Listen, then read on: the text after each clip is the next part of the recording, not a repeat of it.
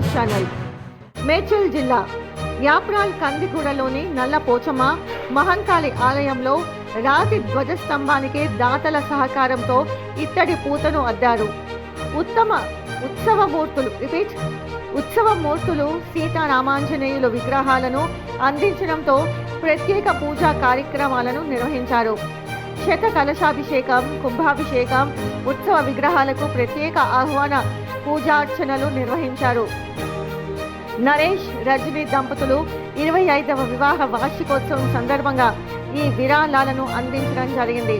ఆలయ అభివృద్ధికి సహకరించడం అభినందనీయమని నిర్వాహకులు వారిని ఘనంగా సన్మానించారు.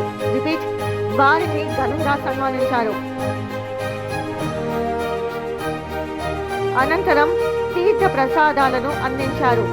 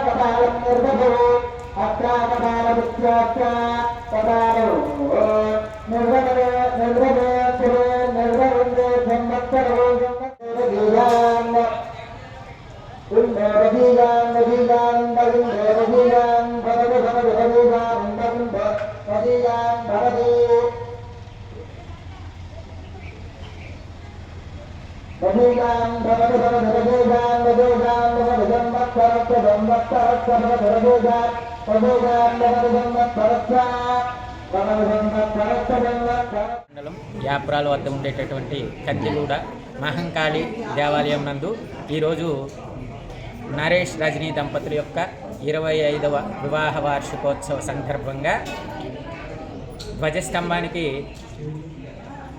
కవచము మరియు శ్రీ సీతారామ పరివారాల యొక్క ఉత్సవ విగ్రహాలు ఇవ్వబడ్డాయి.